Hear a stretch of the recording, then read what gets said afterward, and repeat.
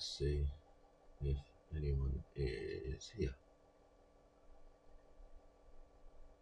0 viewers at the moment.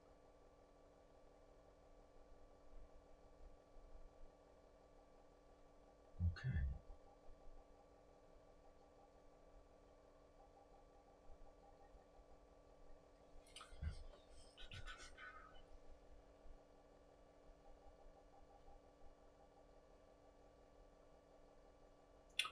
Okay.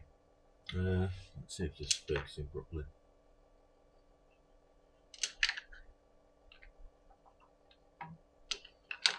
Seems to be alright. If there's any problems with the camera quality, please let me know. The chat function should work.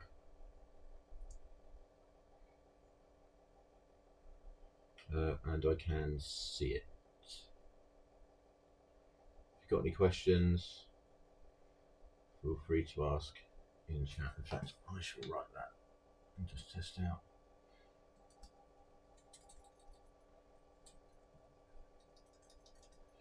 Bear with me 1 second.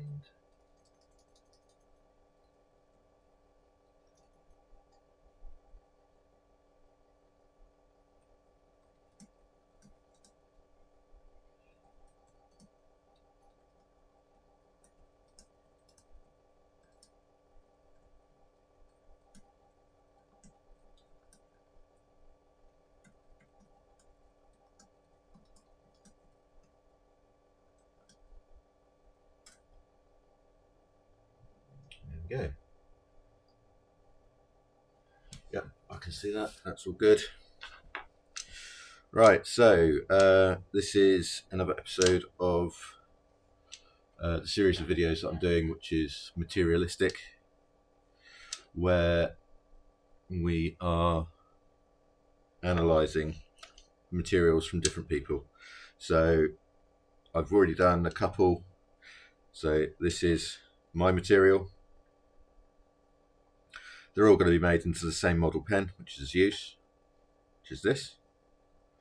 Then we've got one from Turnt. So as you can see, they are very different. They are using the same prompt, so same scope. The idea is that it best helps the customer decide what blank maker they like the style of and what they want to go with when they order a custom pen.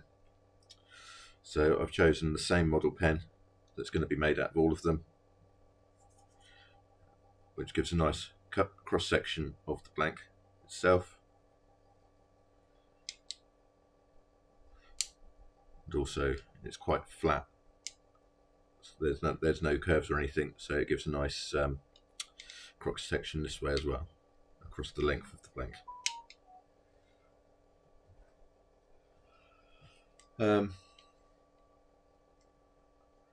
Yeah, so like I said, these are the ones that we've done before. Very different, but using the same basic prompt.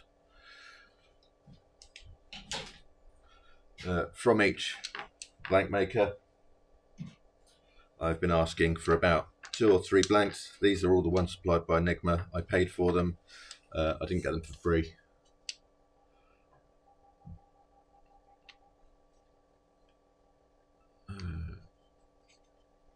So that's the pattern on the outside, but as you know, the further you cut into the blank, the more you will reveal.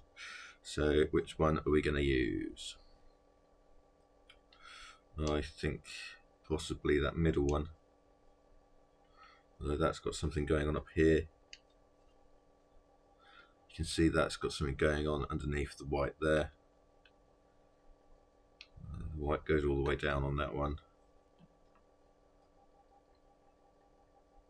This has got something going on up here as well.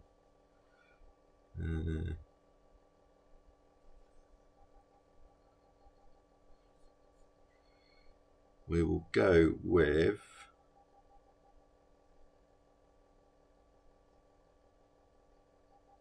this one.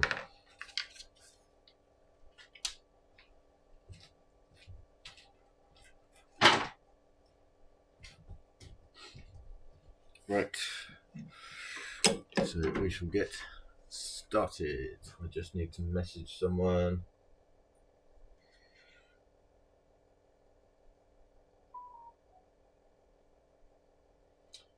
Bear with me just a moment too.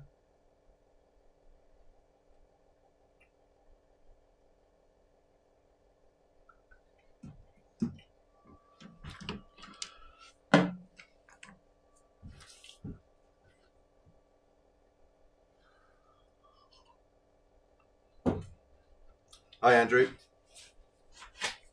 I'm just getting myself set up now. Just getting the tools ready. What I'm going to need. Not going to need a file yet. That should be everything for now.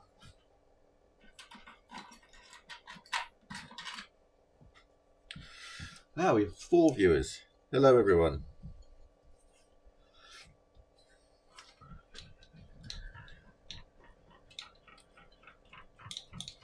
Feel free to talk amongst yourselves in chat, or if you fancy asking a question or whatever, as the message says, feel free.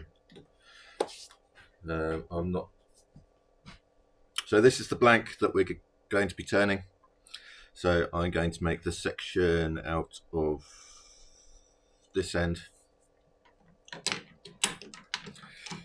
So these are from Enigma stationery, or Enigma blanks.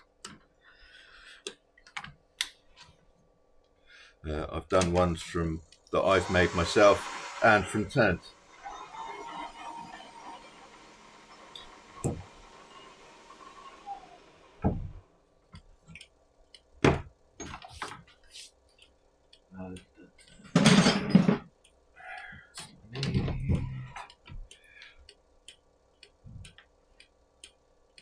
Hopefully I won't break the lathe, which I've done twice so far on stream.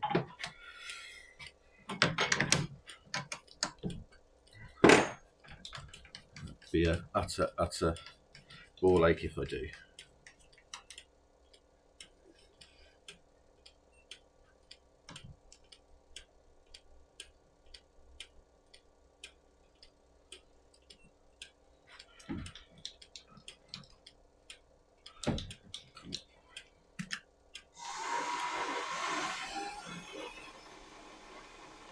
I'm just going to make the section. So the first cut's always the most interesting because we can see what's going on underneath the skin of the material.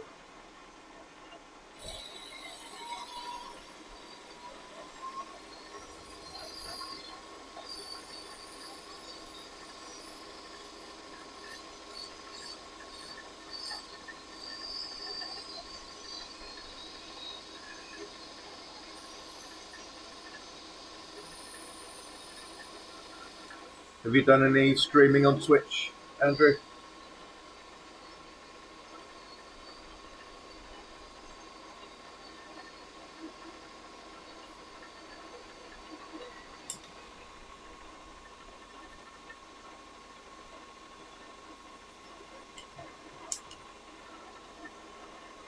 Okay.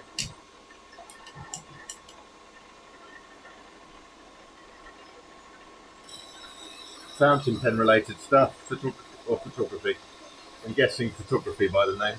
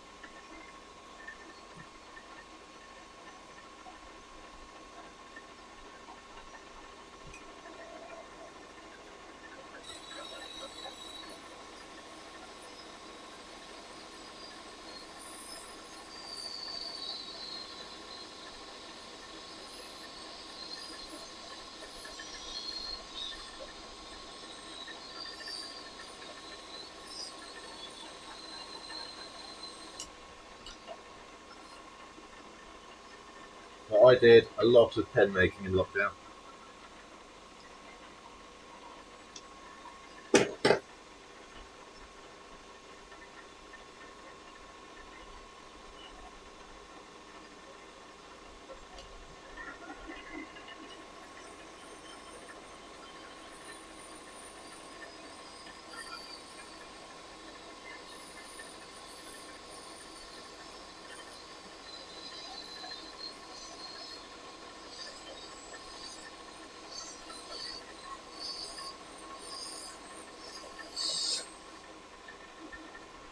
I came across someone on here the other week who was writing out by hand the Lord of the Rings and doing the art pieces in there as well.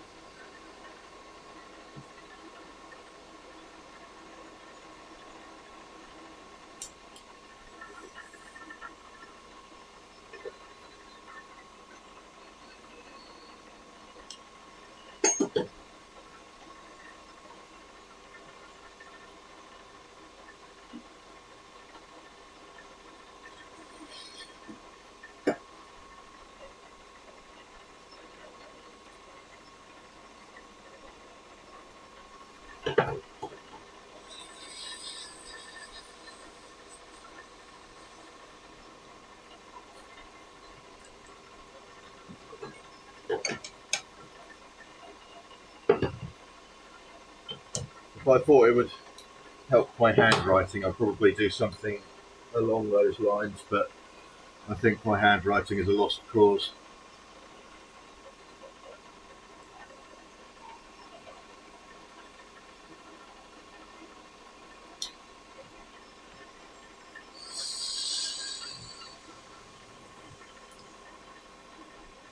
Right.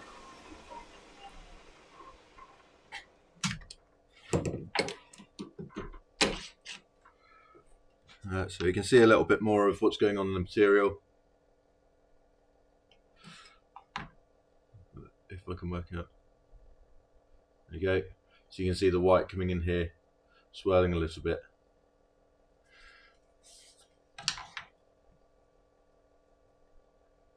Hello. And there's the section, the starting of the section.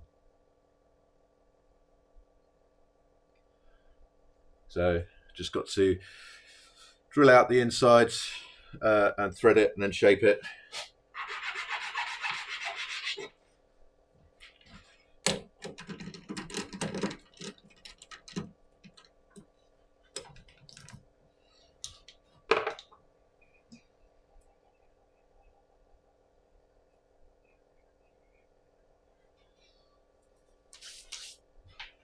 How are you, Rachel?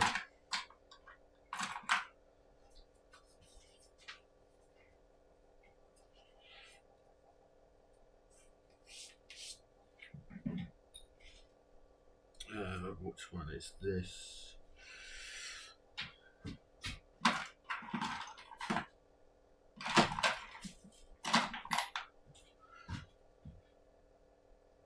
Good.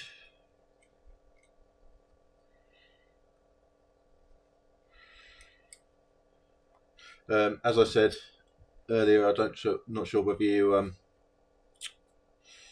got it or not, but we're doing my series of materialistic videos where we're analysing the blank.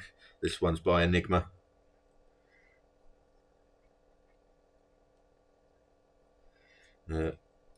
Which are one of the blank suppliers that I use.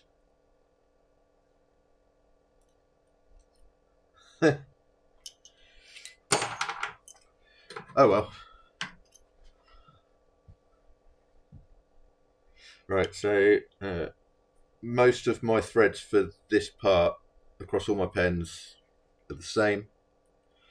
So 9 times out of 10, unless you've got a really chunky pen, you should be able to swap the sections between your pens.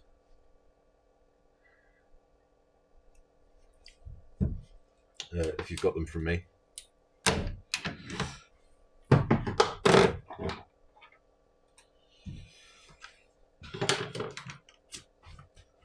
I know it's a bit early in the day, but there is a little bit of a drinking game where if I drop something, take a sip. If I drop something and then swear, finish your drink.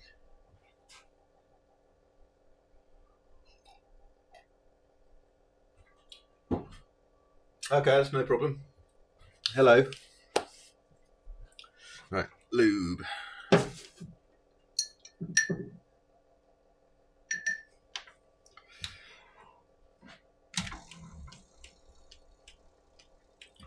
So I'm going to try and water's fine.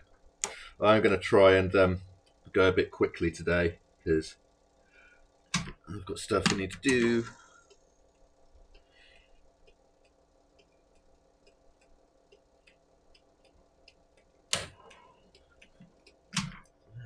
Okay.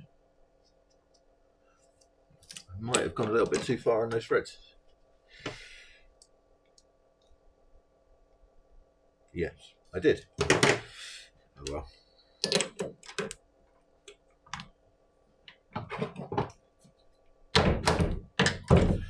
So normally the material wouldn't let me do that. I'm not sure why this is different. I'm pretty sure that this is Illuminate. It doesn't smell like epoxy. It's the wrong end.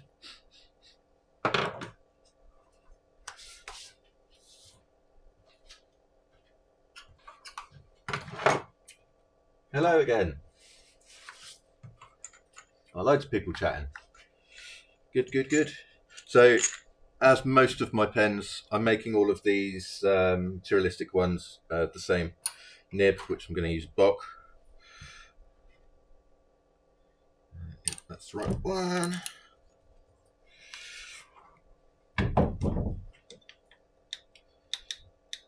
So when we've cut into the material itself, we'll have a look at the pattern within it and compare it to the other ones that I've already made.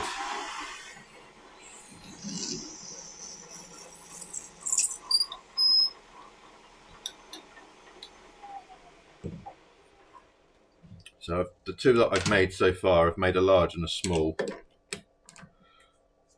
So I might let you guys decide what size we go for on this one.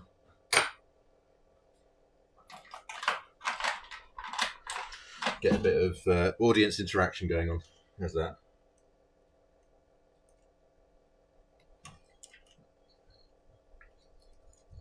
If you're wondering why I keep looking down there, that's where my phone is, and my mum's just messaged me. So just checking, making sure she's all right.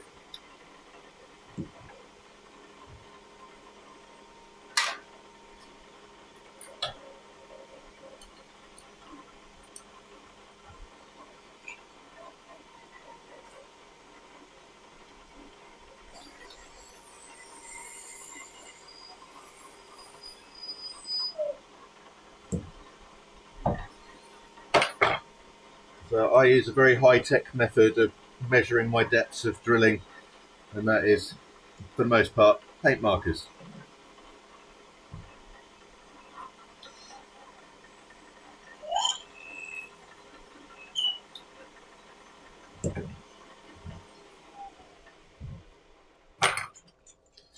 As you'll see on the taps.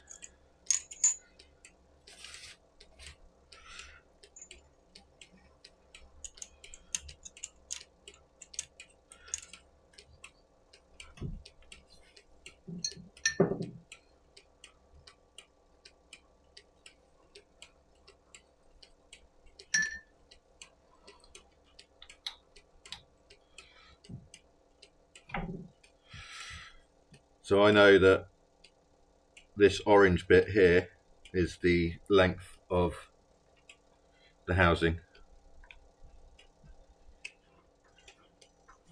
First cut always takes a little bit more.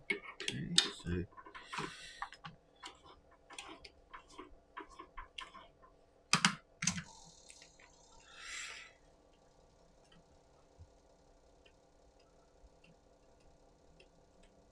there's a little bit of grease on the on the wheels in the back of the lathe, so that's why it needs a little bit of help sometimes getting on that first thread. So we use 3 threads. Basically, the first thread has a longer taper on it,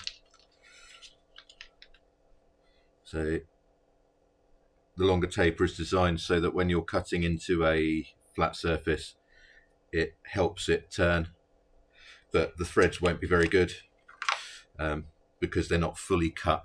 This one then tapers off a little bit more, reduces that taper so that it cuts the threads a bit deeper. And then you've got the bottoming one, or the plug tap, depending on whether you're American or English. This one will cut the threads all the way to the end.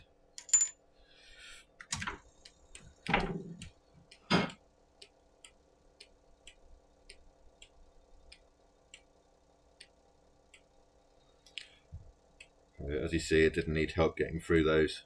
It was all right.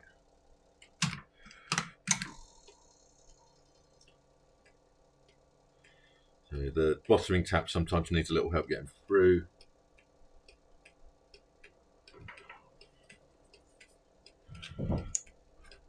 So the one that does most of the work is that initial one. And these are just finishing off, making sure the thread's fully formed, and you get a decent depth of thread.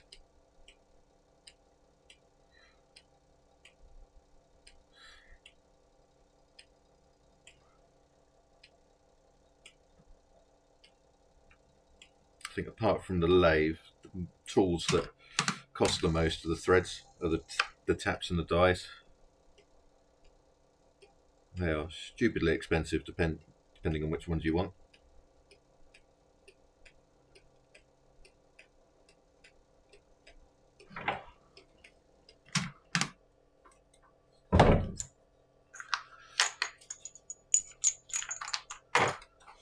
Right, so that is all the threads done on the section. What do I need? What do I need? I need a boring tool. So this just used to cut a tiny little recess for the lip of the nib unit, this bit here. You can do it with a drill, but you don't get as accurate a cut. You'll go in too far with a drill normally.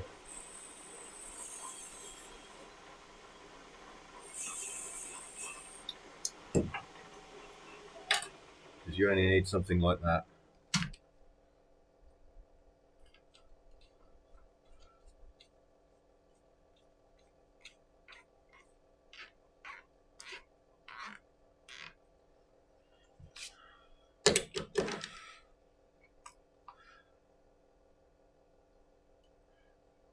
Like that.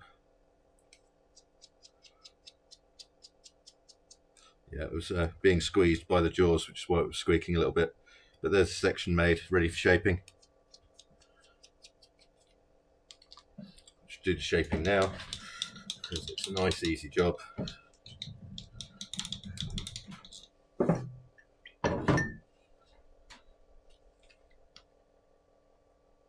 So I've discussed this on stream before, but I have 3 section shapes that I tend to use. There's the Roman, which is pretty much flat with a small lip on the bottom or the top, depending on where you're looking at it, and that's sort of designed for gripping anywhere along the section, but it's good for people that grip up by the threads. Then you've got the North section, which is for gripping in the middle and is most comfortable then. And then you've got the Greek section, which tapers down with a large lip on the end, which is for people that grip near the nib.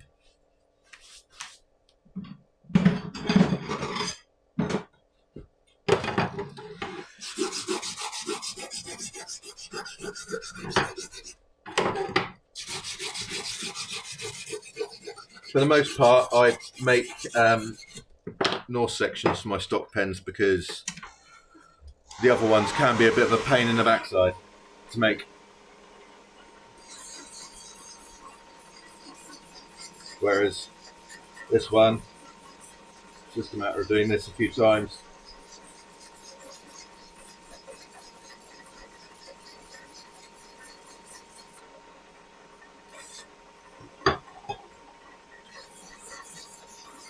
So you've got a rough file and a smooth one.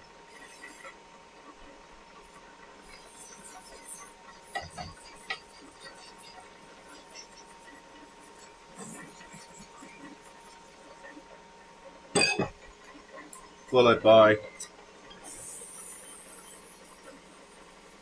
some coarse sandpaper just to get rid of the file marks and get it ready for sanding.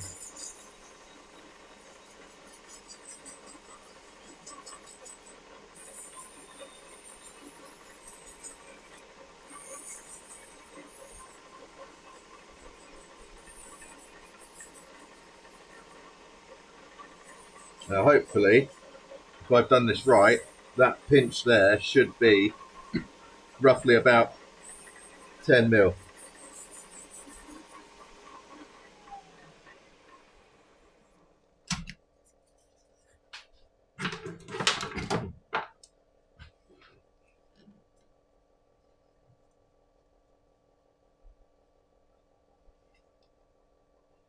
.16, oh, 10 exactly. There you go.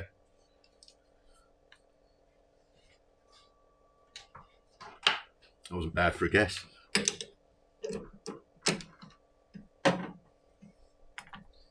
Right, so how should we do this? So it's been a long time since I made one of these. So we'll come in that end.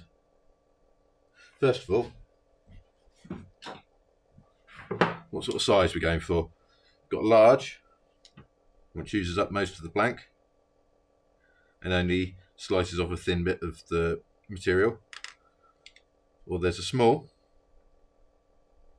which obviously you get a bit of wastage, but that's fine, and cuts off more of the material, or somewhere in between. No, I've never used a foot pedal lathe, and I don't particularly want to. But that sounds way too much like hard work. Okay, so what sort of size should we do? I shall grab myself a drink quickly, and I shall come back in a sec and see what people have said.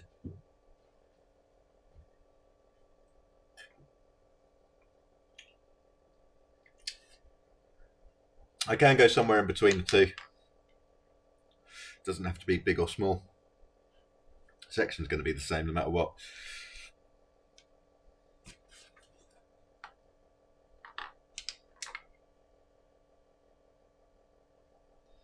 Stop rolling away.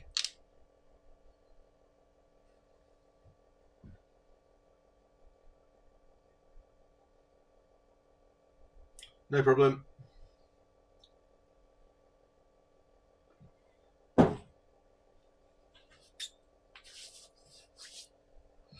Right, so we'll go somewhere near the smaller end then.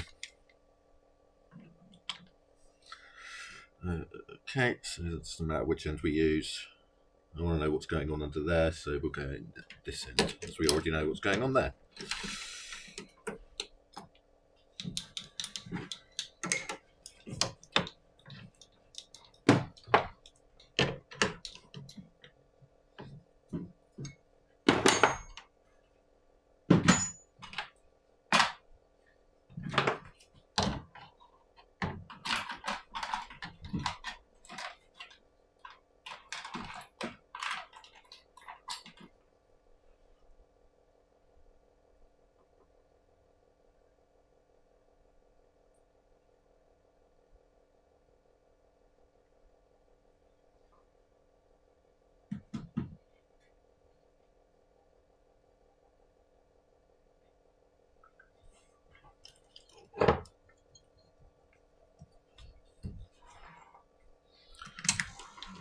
So just a little guiding centre hole.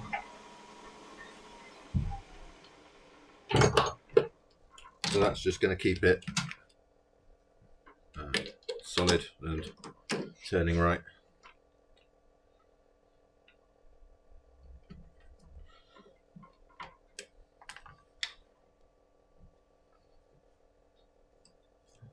Right. Oh, would help if that was fully extended.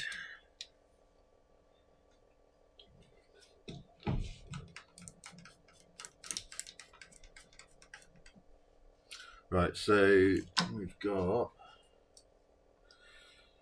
that's a 16.4 and that's a 15. So we'll go 15 and a half. That's 19.25.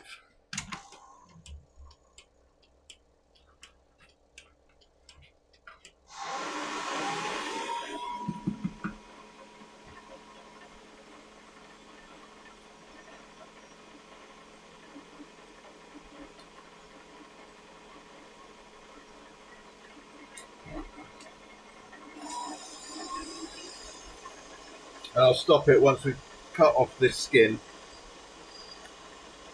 so that we can see what's going on along the material, and we can decide, well, we can make a decision on which end we would like cap to be and which end we want the barrel.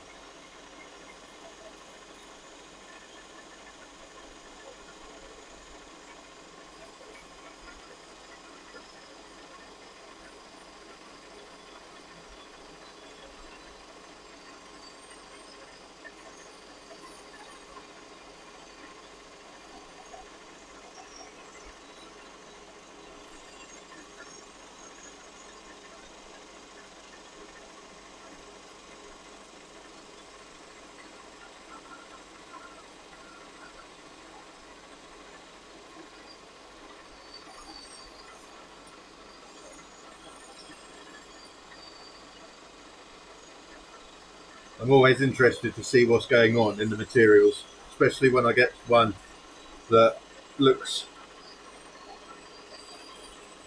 deceptive from the outside.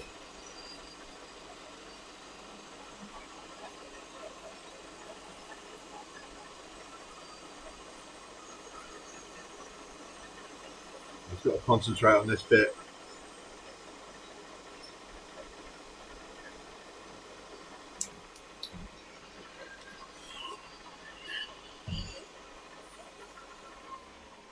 Right, let's see what's going on. Okay, so we've got some swirling down here. Okay.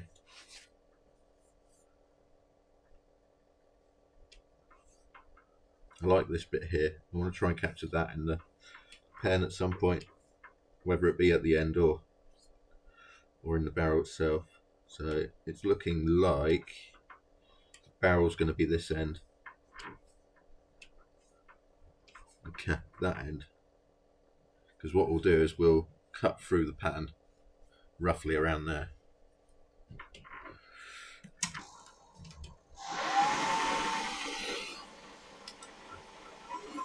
Just under 2 mil to take off now.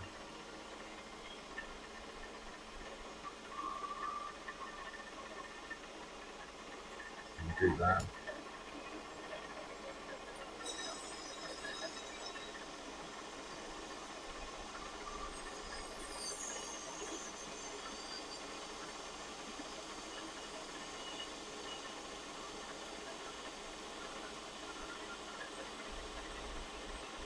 So taking off this last skin could make me change my mind about which end is which,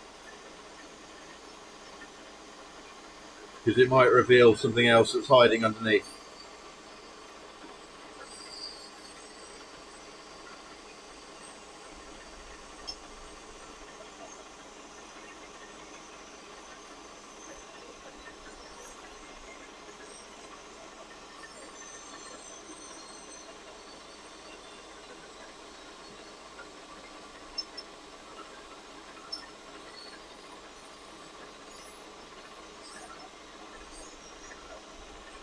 And this will be the first time using my new saw in pen making, so that's going to be quite interesting. See if I get a better finish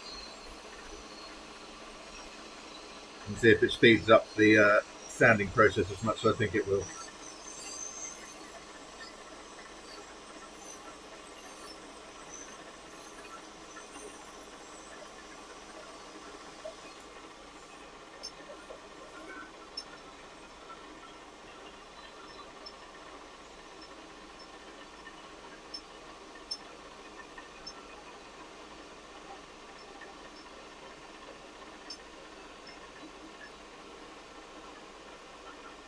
Sometimes if there's a big dark patch, you can see it. Because these screens are all quite similar, you can see that there's a lot of white up here and there's a lot of green down there, so it looks like there's not a lot of swirling between the white and the greens.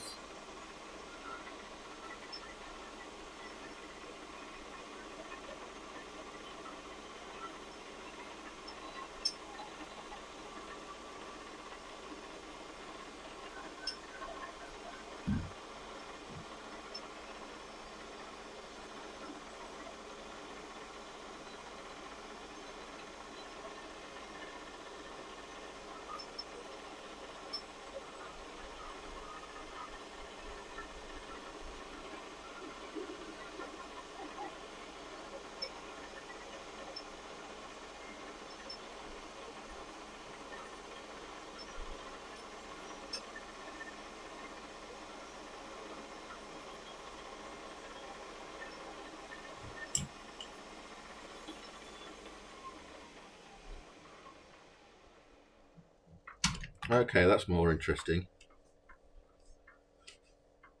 Yeah, so the barrel's going to be about that long. So we'll get a cut through that white bit there. And then we'll cut off the end bit.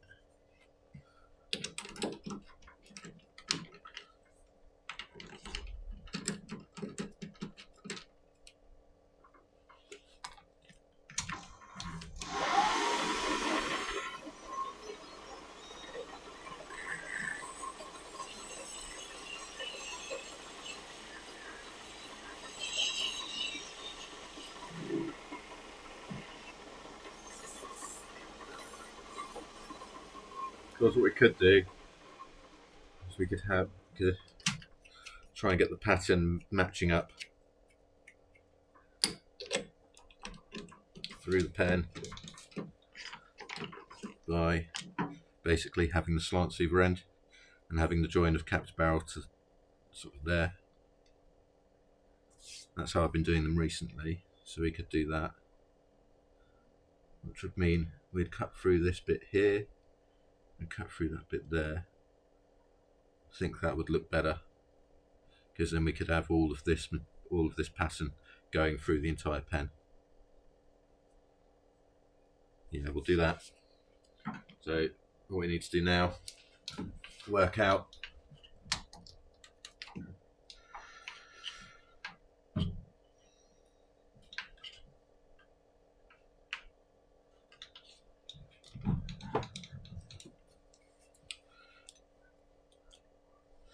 how much room we want and how long we want the pen.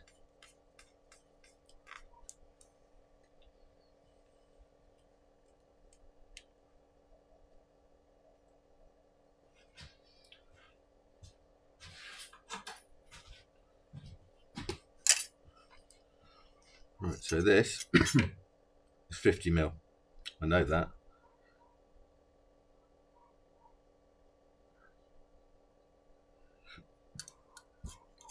And then, so the minimum size of the pen is probably going to be about 135, because you need a bit in the end of the cap so that so it covers the nib, and you need a bit at the end of the section so it covers, so you've got a hole big enough and it covers there. So about 130 would be the minimum size from end to end, but because you've got the slants on this one, they're going to be a bit longer because you don't want to cut into those holes. I think this one ended up being just over 140, 145 roughly. So we'll probably try and get it about the same size as that one, lengthwise. So we need to work out how much wastage we've got on the end. About that much.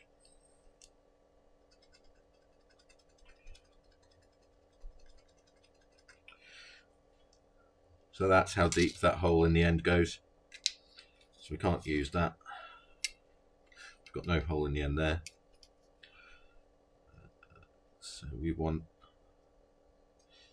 probably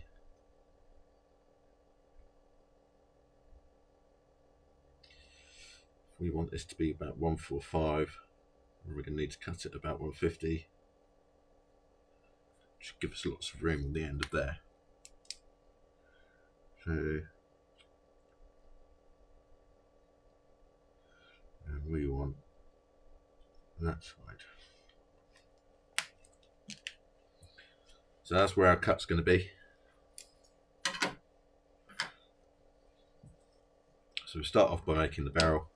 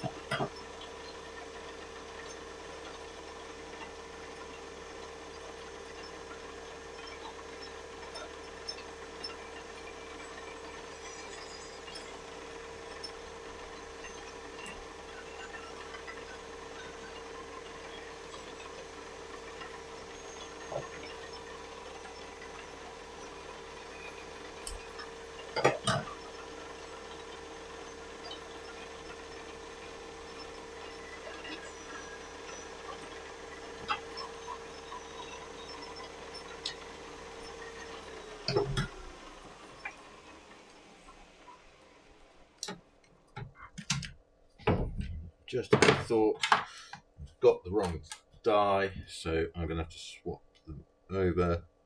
So I would usually use a triple start, but with this model of pen you need a single start.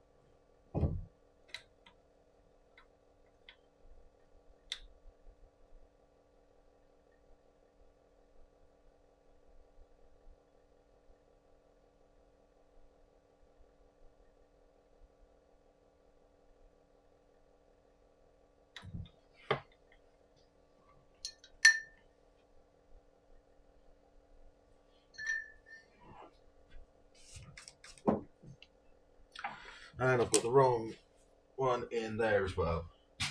Isn't this going swimmingly?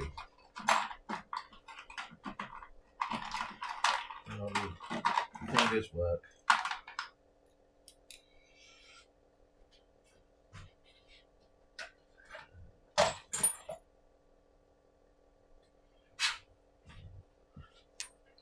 I forgot the last pen I made using the single start was a large pen, so I still had the large single start die in there.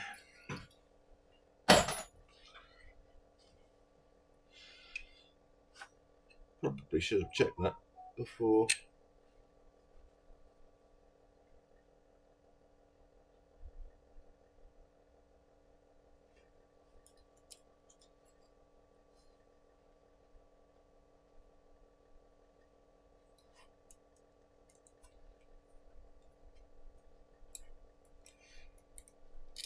Before I started streaming, but you know, oh well.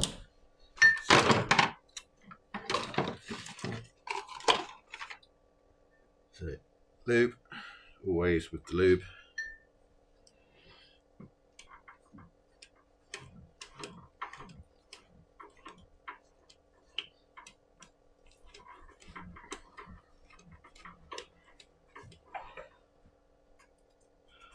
Right, so there's the cap threads, nice and easy.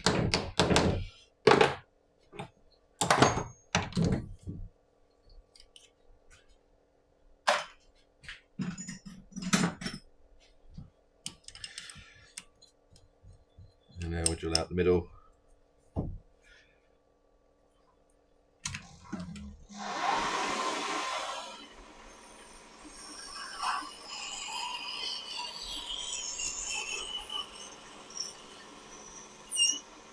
So if it starts screeching, you know there's too much heat.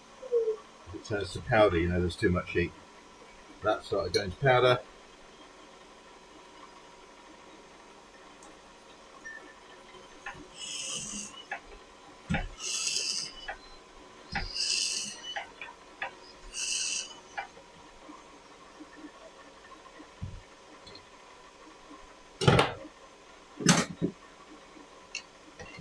Boring bar again. So what we're doing now is just making a little recess like we did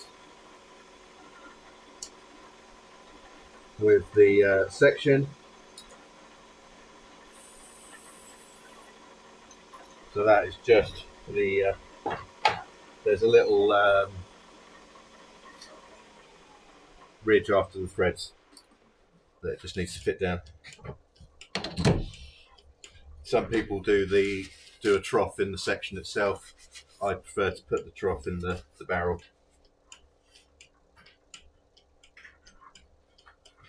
There's no right way or wrong way of doing it.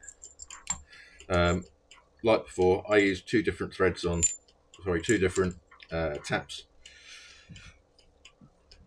on this part. They're supposed to be the same, but they're not. So they are advertised as the same thread, but this one just cuts a little bit deeper and is a bit smoother.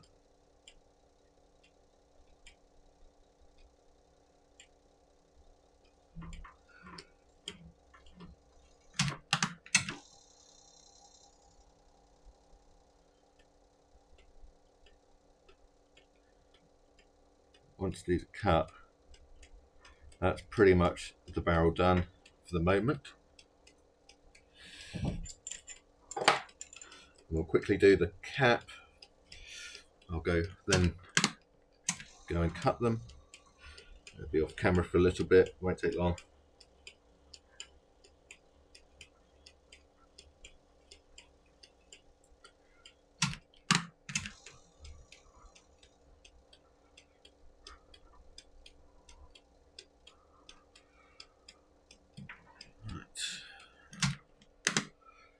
So there's the threads cut. You probably can't see in there. And you can see there how deep the drilling went. So that dark bit is solid. So that's what we've got to play with to make the cut. As you can see, that is nice and smooth thread, and that section is quite comfortable. All good so far. So let's compare it to that one. So we've gone slightly longer, which is fine. It's slightly thicker, so the proportions should be fine.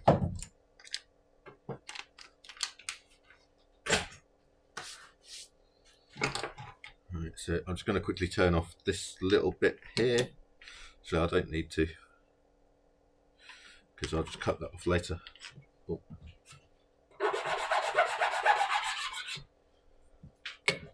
So when my lathe broke down the other week, I ended up breaking a file trying to get it to work again. So I've glued the file down there so that I can just use it to take off those little nubbly bits that are left from turning off bits.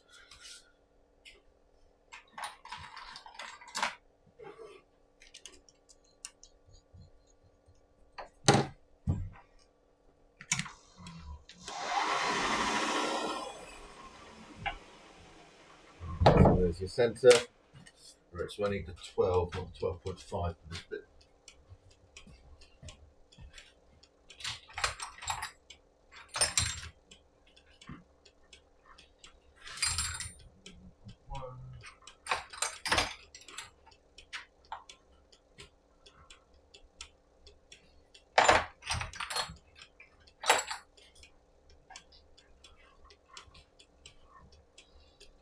So there we go, there's the 12.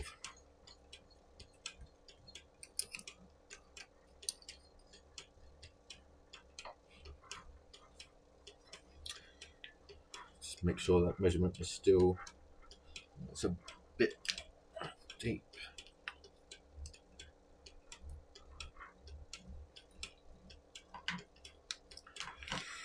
Gotta love the high-tech methods there.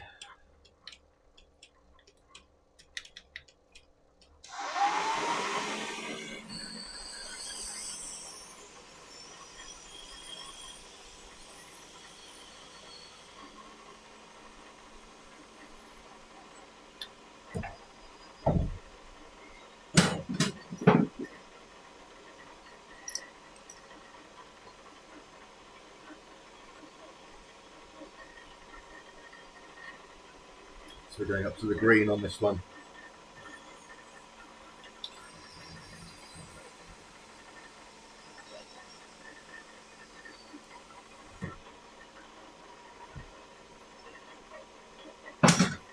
Again, boring bar.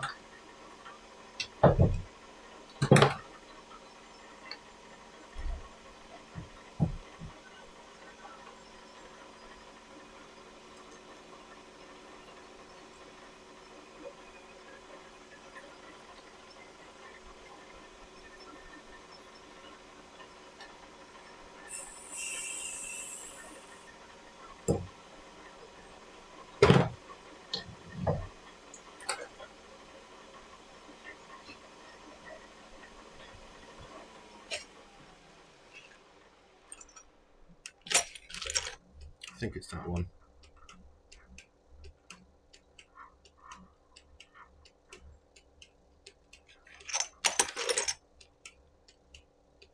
Well, that's the 12. Oops, I think it's that one.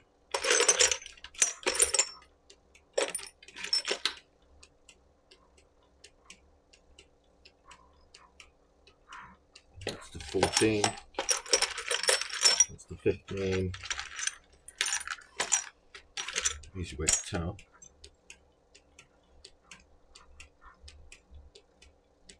Yeah.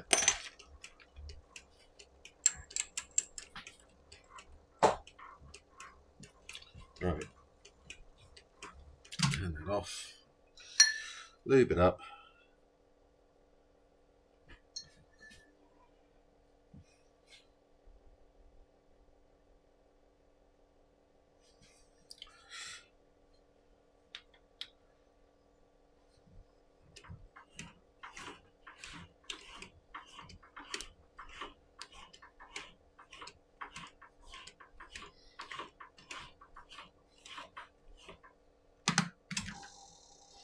if anything's going to cock up, it will be on the threading.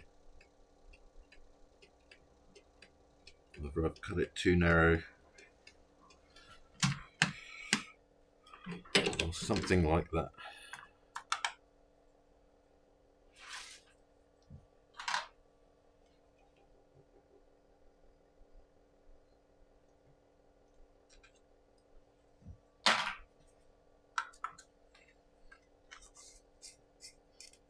No, that's perfect. Right, so because this is a single start thread, it's always going to thread on like that.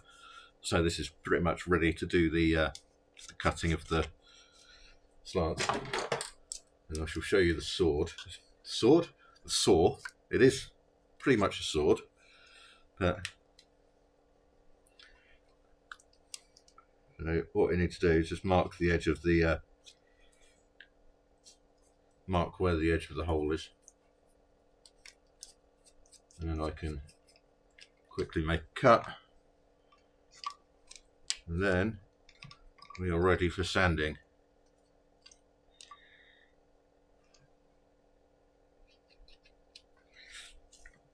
Right.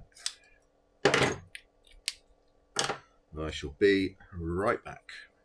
Oh, yeah, the saw.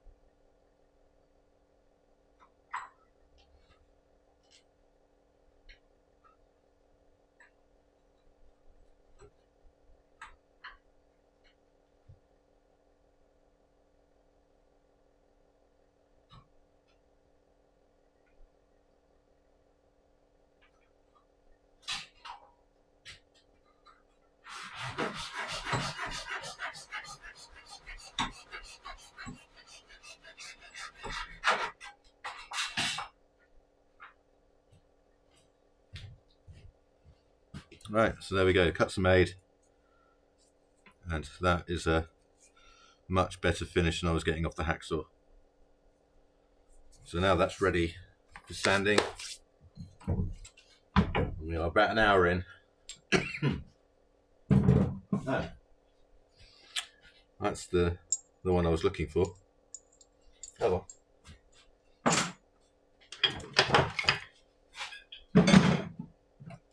So I'm just going to quickly change the lathe to the sanding setup, which basically all the difference is that I try and protect the bed from getting water on it.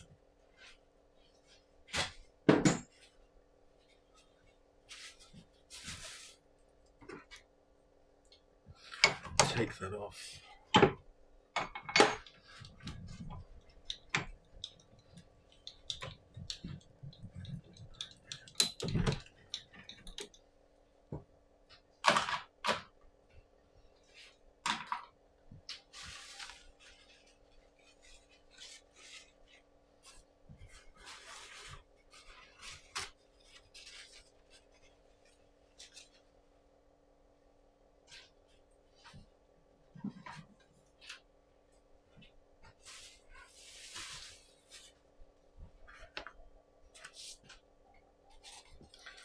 So we've got a decent amount of 4. Yep. Maybe we should have enough.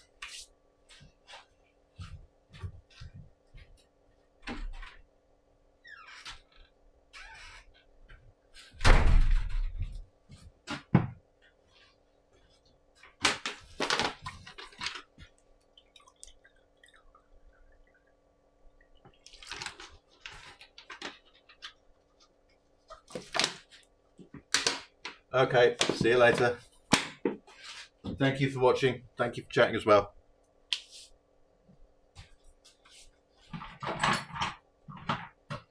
So yeah, we are pretty much in the end. Probably going to be about another half an hour, and then that'll be done. So I've got all my, still can't remember the word for them, but bits of brass that help shore up the material so you don't damage it. Yeah. Will I be able to get away with just using 400 on that? That is the question.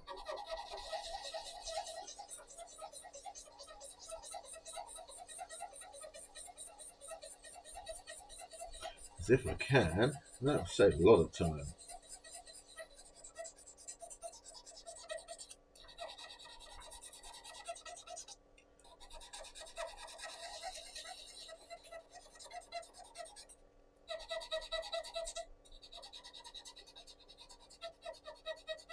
Speak soon. Take care.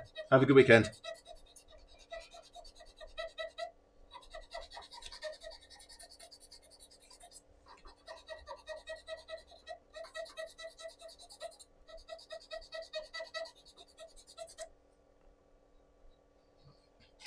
Right, that feels all right. Yeah.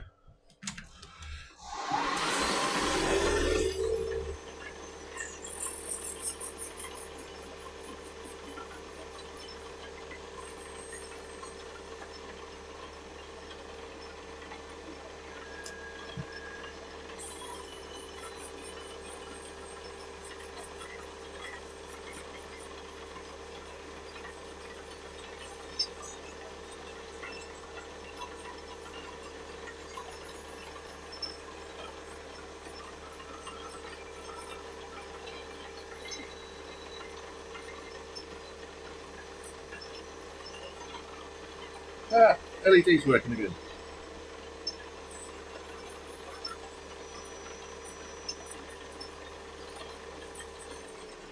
Don't have to take the label apart. Hey, it's always good.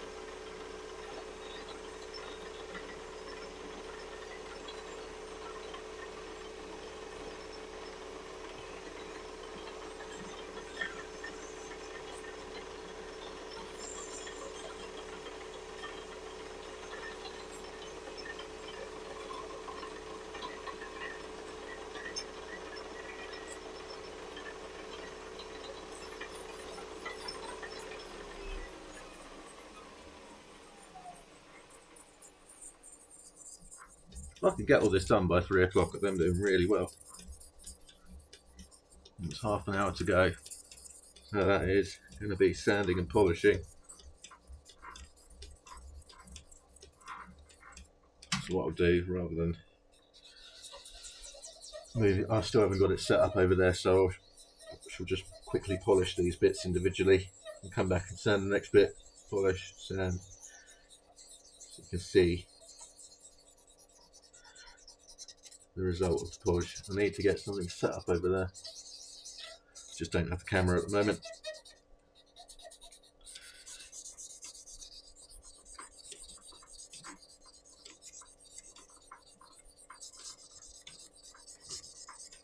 Or the tripod. Get a camera and a tripod, set it up over there.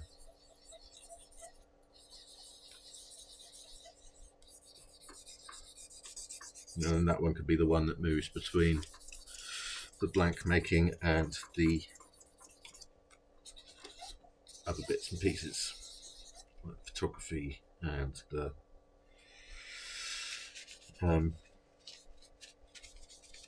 polishing.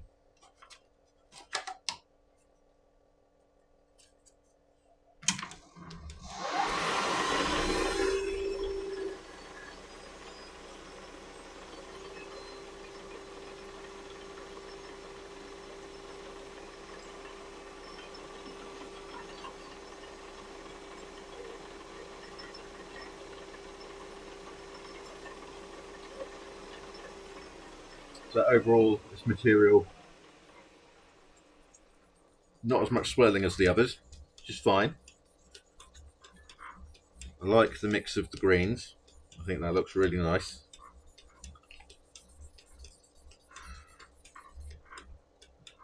I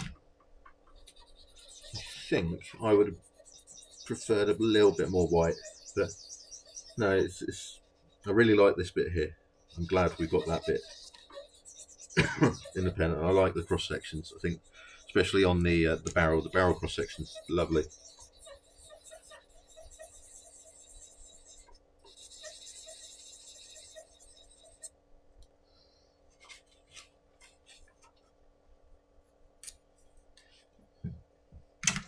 It is.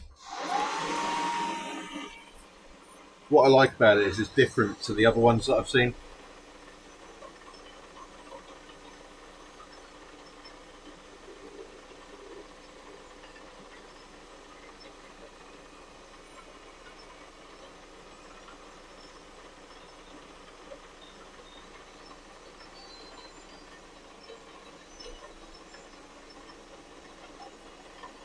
How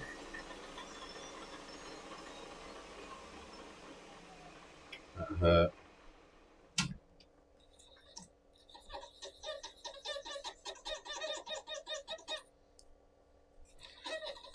it's pretty smooth, squeaky smooth.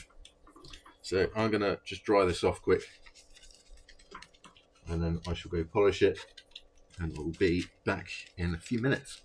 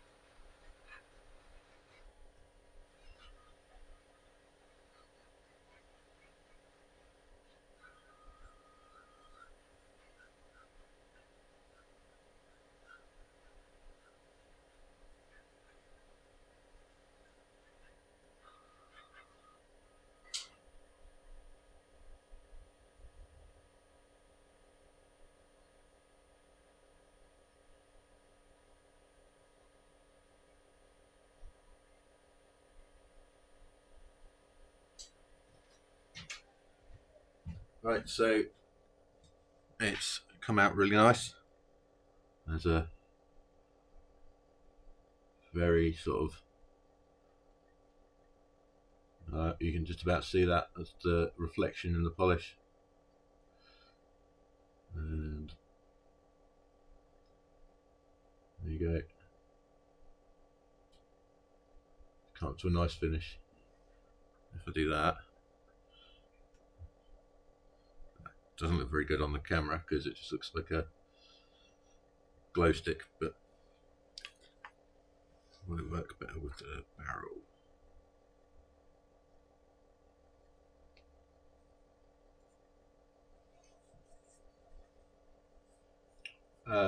There are glittery flecks in it. So we've got an opaque green, which is the lighter green, which has glitter in it, and then you've got a very shimmery darker green, which is the translucent one. It's not very translucent, admittedly. And then you've got the white, which also has a bit of glitter in it. So it's all very sparkly.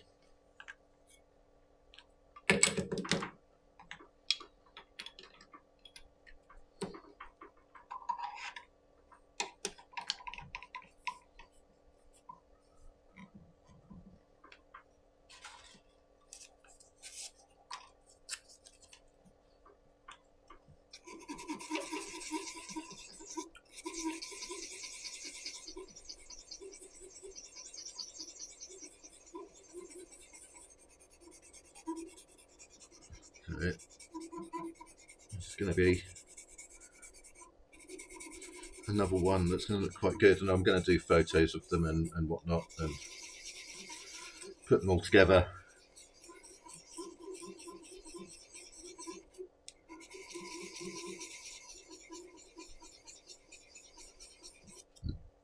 Post about them on Instagram and tag the blank makers, so that people know who to go to if they want blank in that sort of style, because everyone has their own style.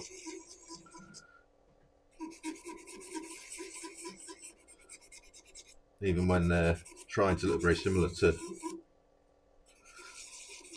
other makers, they all have their own style.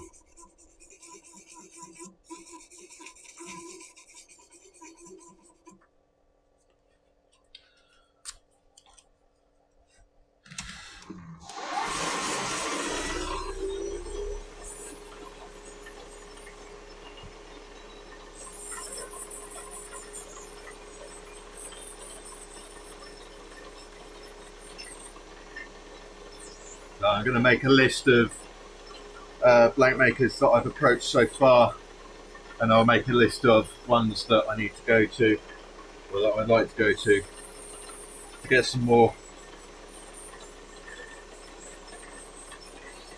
It's all dependent on what their minimum order is for custom.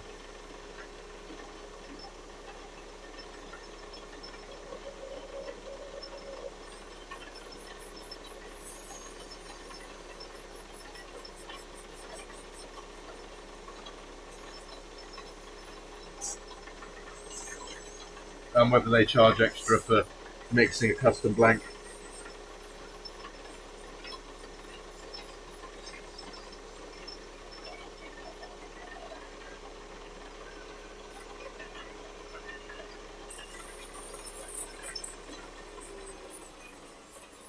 So I've got some from, I think I've said before, who have I got? We've got Mad Science Pen Company. We've got Enigma, which is the one we're doing. We've got Turnt, which is already done. We've got my one. We've got Kristen from Fountain Telling. We've got Jonathan Brooks. And we've got Bob Duprass. Those are the ones we've got so far to do. And then we'll try and get others. I would like to get some of the lava lamp or lava swirl, or I can't remember what they're called, but those I would like to get some from Diamond Cast.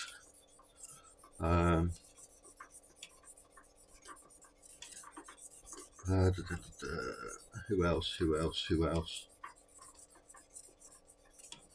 I don't know whether the people that make the Juma stuff do custom blanks, but that would be an interesting one because that material is completely different.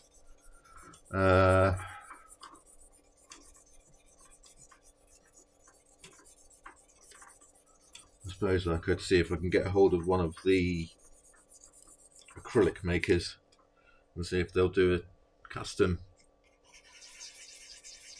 sort of like Kieranite or something.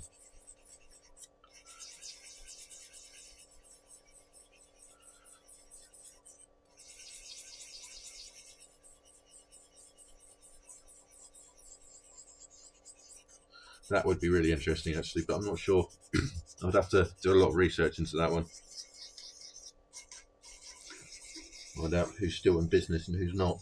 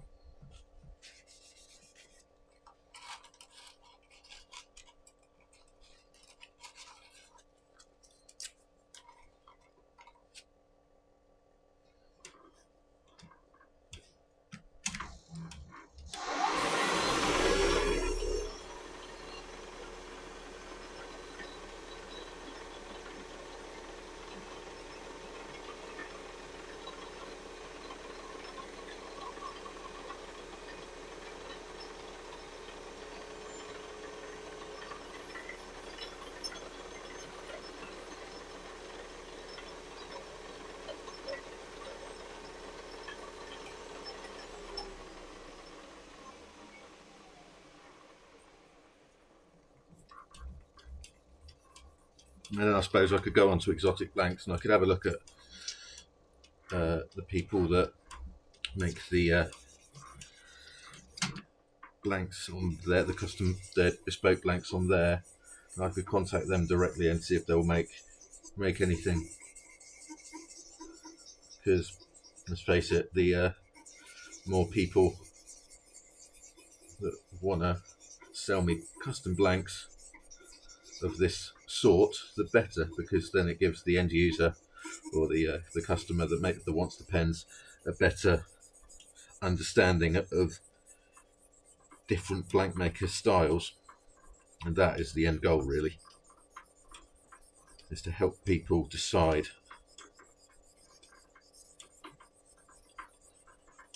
Because the amount of people that want custom pens and they don't know what blank to choose because they all look completely different, and it's just a better informed decision.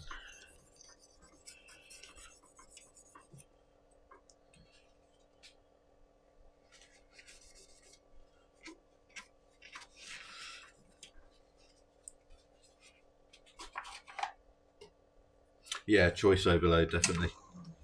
Also, the amount of people that I've had which have picked a blank and then they're sort of not too keen on it after it's been turned down, so they've chosen another one. It's quite common.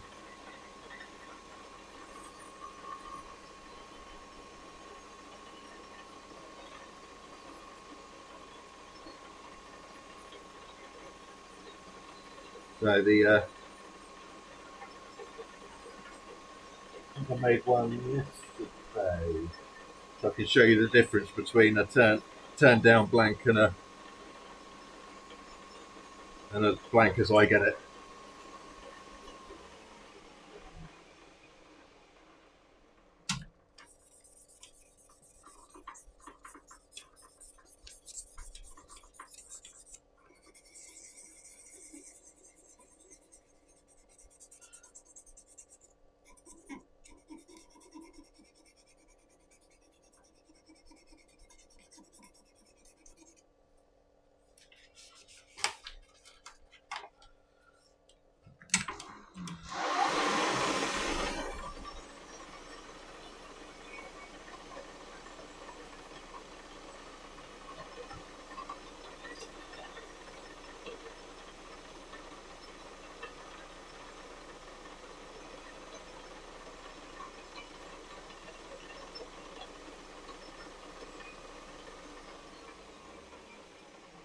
Also, it will help other pen makers because when they're speaking to their customers, they can say, "Well, do you want a blank that looks like this?" And they could point it to a video of that particular blank maker, or did you want a pen that looks like this, and point to another one, which again will help the customer make a decision.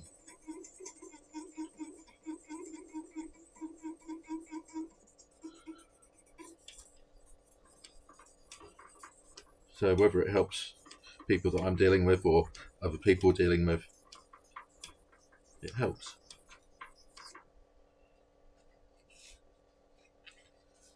And my normal videos show people what goes into the making of different designs.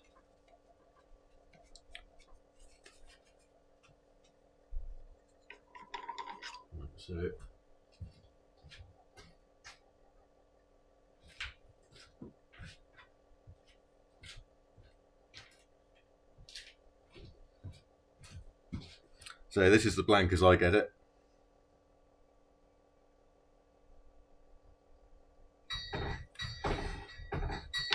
And then this is the blank turned down to a pen. Yeah.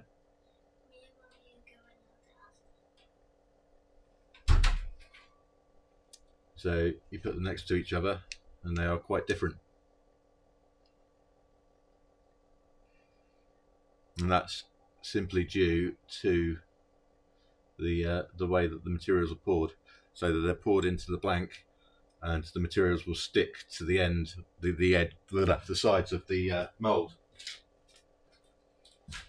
So you're pouring the material into here, into these holes, and as you pour it, the resin will stick to the sides. So what you see is what's stuck to the sides. Whereas once you get into it, that will change, because that's just a very shallow part.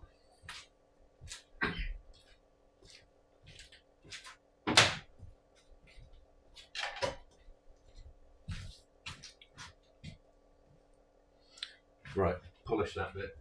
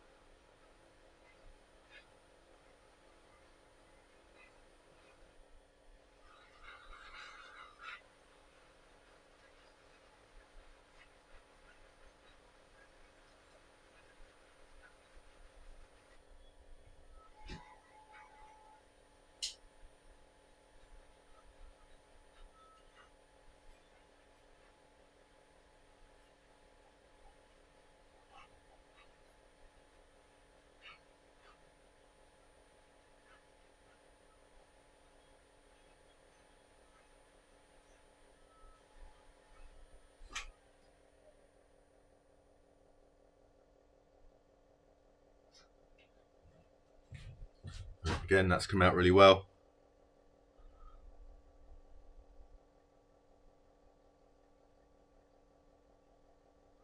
See if we can get the reflection. It's too close to light.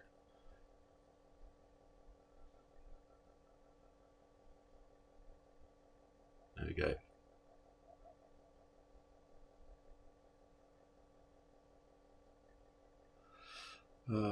It's very confusing in my head.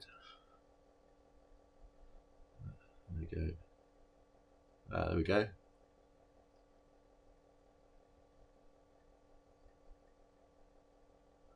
And there we go.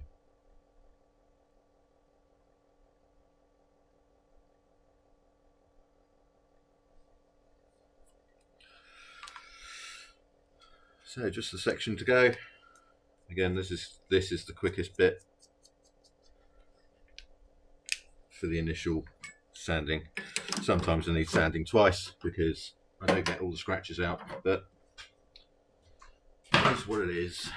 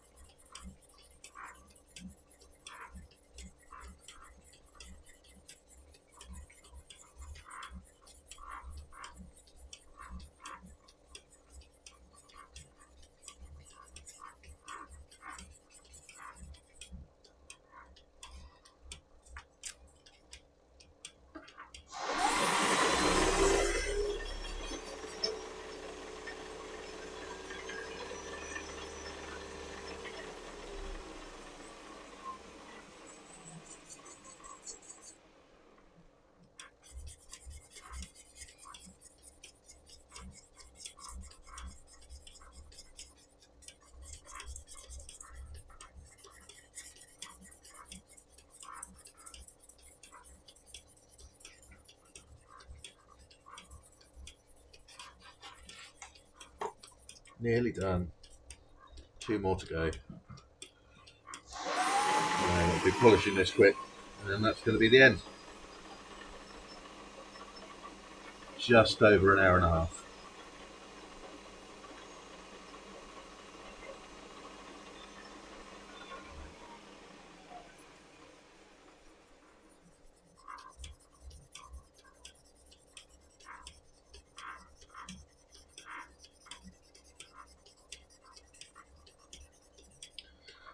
So when I first started making this model, it used to take me 2 hours.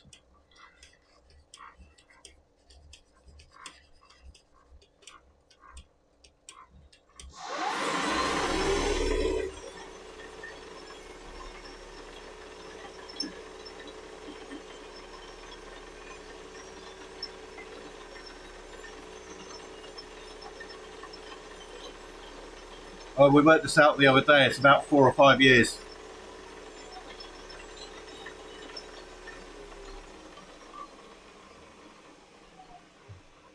4 or 5 years, we think.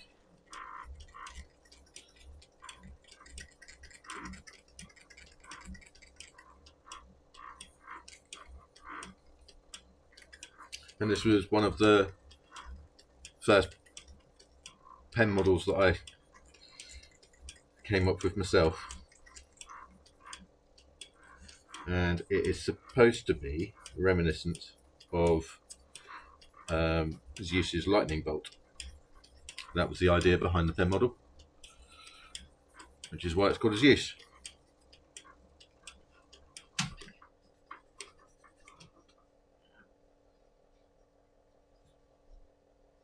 Back in a sec.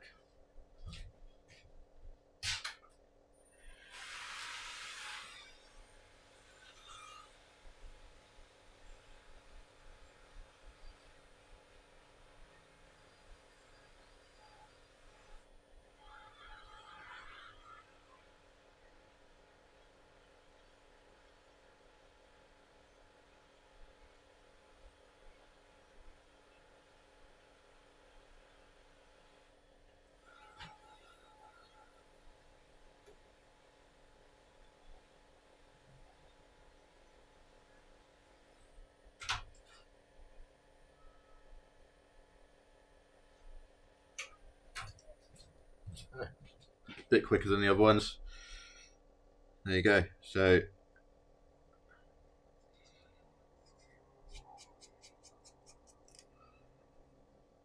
there's your pen, uncapped. Almost.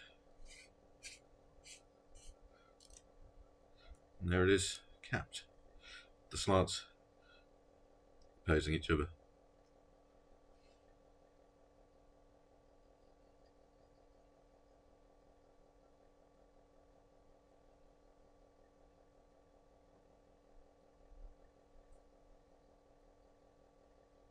So yeah, beginning to end, 1 hour, 31 minutes. And just for comparison,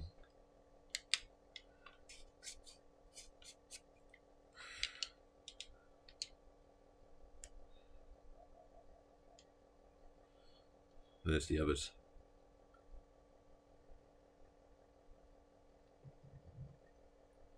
So the big one is my material, that one's turned, and that one's Enigma.